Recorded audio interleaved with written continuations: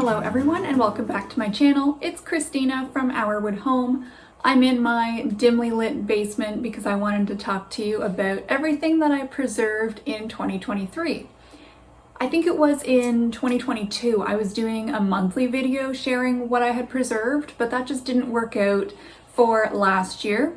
But I was still keeping track of everything just for my own purposes, but I decided to add up all my totals and share just this little video with you about everything that I preserved. This is only counting things that I canned, nothing that I dehydrated, froze, or freeze dried, which I did do a little bit of towards the end of 2023. Apologies in advance if there's some weird buzzing, humming noises in the background. As I said, I'm sitting in my basement and I'm right next to a mini fridge and a mini freezer, so it's kind of noisy down here. But let me get into what I've canned. Now, you can kind of see things in the background. I've gone through a lot of jars already because that's the point of having things preserved, right? It's to eat it throughout the year. So it might not look like a lot right now. It's these 3 shelves, those 2, and then up there. I can't reach it properly. Up there that I've got left. Now, I did a total of 262 jars of canned food in 2023. I used different sizes of jars and I didn't write down specifically what size was used for what food item. So I can't really give, I guess, a total volume of food preserved. I did weigh everything that I grew in my garden, whether we preserved it or ate it fresh. So that's kind of neat to look back on and see how many jars of tomatoes I have, for example, and how many pounds of fruit we got from the garden versus what we actually were able to can and how long that lasted.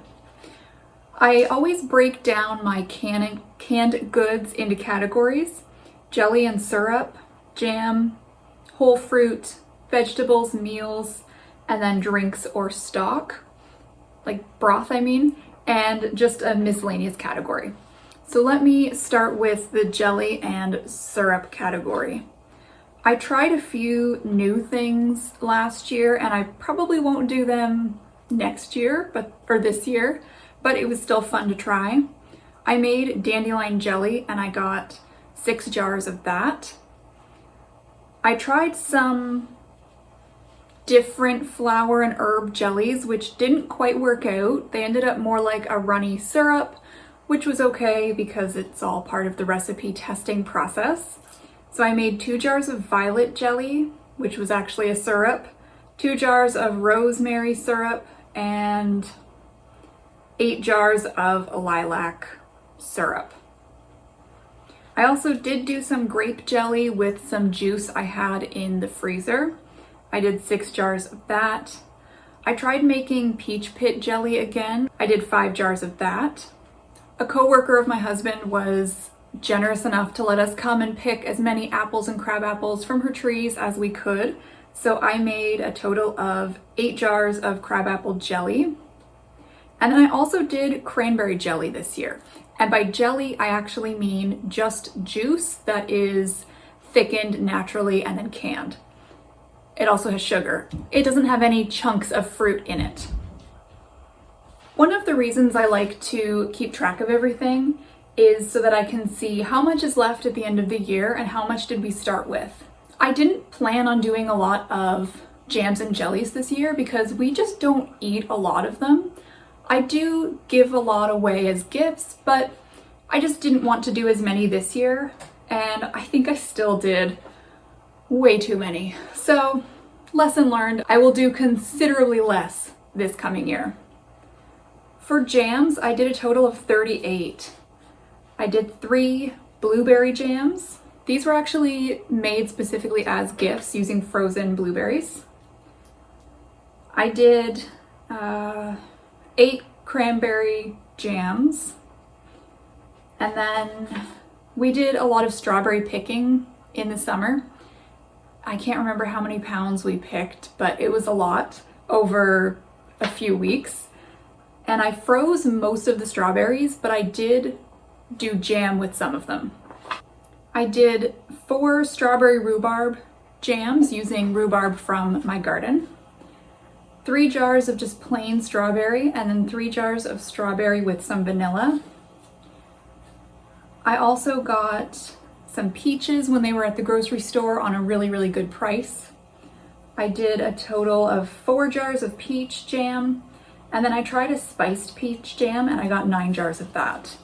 In November, I made a hot sauce for the first time. Well, my husband and I made it together. I ended up canning what was left over, and I did 4 jars of that. Now on to the whole fruit. When I say whole fruit, I mean just cut up and put into a syrup and canned, like the peaches you can see up there. So as I said, we did pick up a lot of peaches from the grocery store, some beautiful, delicious Niagara peaches. I canned 37 jars of whole fruit in total. Of that, I did 26 jars of peaches. And I know that this was liters because I only can them in the large size jars. I also like to get other stone fruits from the Niagara region just at our local grocery stores, specifically nectarines, plums, and apricots. But the plums and the apricots did not look good this year. I was able to get a few baskets of nectarines, and I canned 4 1-liter jars of nectarines. We can't grow blueberries very well where I live, and I don't really love the taste of cultivated, frozen, or fresh blueberries. They're just not the same. But I did find a really amazing sale on Canadian wild blueberries at the grocery store. So I stocked up on those every time I went shopping, and I was able to can 7 1-liter jars of cranberries, which doesn't seem impressive, but it's very exciting because, as I said, they can't grow here very well. So finding some that were actually wild, harvested, reasonably priced blueberries was amazing. I have some miscellaneous things. It's actually just apple related things. I did 15 jars of applesauce and 3 jars of pie filling. Now on to vegetables. Everything in this category is stuff that I grew and harvested. Total of 84 jars of vegetables. I did include pickled things on this list. First up is zucchini relish. I did 5 jars of zucchini relish. I didn't do a lot of pickles this year because my plants actually didn't produce at all. I think I maybe had 1 or 2 cucumbers, but they ended up very misshapen, not suitable for pickling at all. But I was able to go and pick so many from a neighbor down the road who generously offered. So I was very thankful for that. And I did make 5 jars of pickles using her cucumbers. Now tomatoes. I did a lot of tomatoes. We've gone through a fair bit of them down here. This is something I really focused on this past year because in 2022, I didn't have a high yield. Therefore, I didn't have a lot of jars I could put up, and we went through them very fast. I don't like buying fresh tomatoes at the grocery store. They just don't taste good. So in the past, if we wanted tomatoes to make sauce or anything like that, I would just have to buy canned, which is fine, but store-bought canned tomato products just don't taste the same as homegrown. So I really focused on tomatoes this year. And I think I've talked about it before in a different video, but I actually did 2 different types of gardens last year. One whole section was a harvest garden, and another whole section was a preserving garden. I did 33 1-liter jars of tomatoes, which is amazing. I did pickle some beets. The harvest was terrible, so I didn't get as many as I wanted, but I just did 3 small jars of pickled beets, and these were mainly to give as gifts. Now, corn, I did 25 jars of corn. That's what's up there. If you watched my garden update videos, you might know that I had a problem with the squash vine borer just attacking all my squash plants. I didn't think I'd get any harvest from anything, but I actually did. I was able to get a total, well, I can't remember how many pounds worth of squash, but I was able to can 11 jars of cubed squash, which is just awesome. I also do actually have a basket. It's just out of frame down there, but it has a ton of little mini white pumpkins that I was able to get. I don't know what to do with them, so they're just sitting down here in cold storage. Now let me talk about meals in jars. I did 27 jars total, and when I say meal, I mean just open the jar, heat it up, and eat it. So it's a soup or a stew or a chili, something like that. I did 9 jars of chili with ground beef, and then I did those in small jars because the recipe is not tested for bigger jars, so I just did small jars. And it's not really enough for 2 servings, but it's fine for just one person's meal. So what we typically do is mix a jar of the chili with a jar of the corn, or I'll cook up some rice and we'll have that with the chili, and it stretches it out a little bit.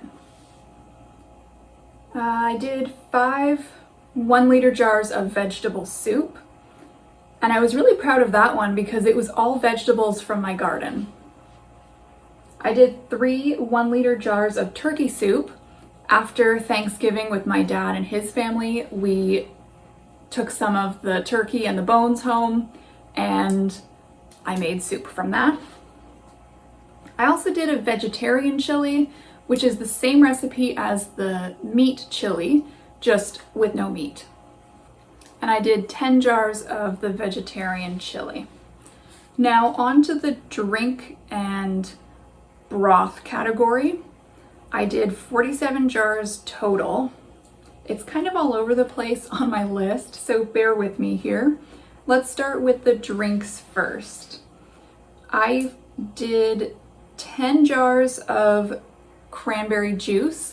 I do have a recipe here on my channel, recipe and tutorial for making and canning the juice, so feel free to look around for that if you're interested.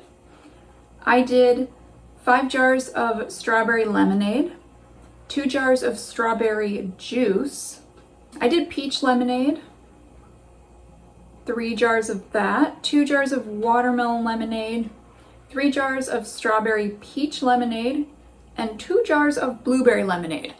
So I think when I was making all those different lemonades, it was because I was making syrup for the canned fruit, and then I had some left over, so I just mixed it with lemon juice and called it lemonade and put it in some jars. I also did 2 small jars of apple cider, and I did a lot of broth / stock. I think I did vegetable broth. I just wrote it down as broth, so I'm not really sure what kind exactly. I know I've labeled everything properly on the jars, but I'm just going off of my list. I did 5 jars of just what's labeled as broth on my list. I did beef broth, and I did 7 jars of that. And then at the very end of the year, I did 4 jars of venison broth. I actually got a new pressure canner for Christmas that I can use on my kitchen stove indoors. I don't have to take it outside, which is awesome. And the first thing I canned using that new pressure canner was venison broth I made from the animal my husband had harvested a few days prior and butchered at home. So that was really cool to be able to do that at home with my new canner. I was very excited. That is everything I have canned for 2023, 262 jars total. I'm already working on my list for 2024, it's up there. Having a pressure canner I can use inside whenever I want is just amazing. If you have no idea why I'm making that distinction between inside and outside, I will put a video at the end of this one talking about using my pressure canner, my other pressure canner for the first time, and why I have to do it outside. I'm excited for all the things I'll be able to can this coming year, and I'm looking forward to filling up these shelves even more. If you like this kind of content, I encourage you to subscribe to my channel. And of course, as always, please feel free to leave a comment or give this video a thumbs up. Thank you so much for watching and have a great rest of your day.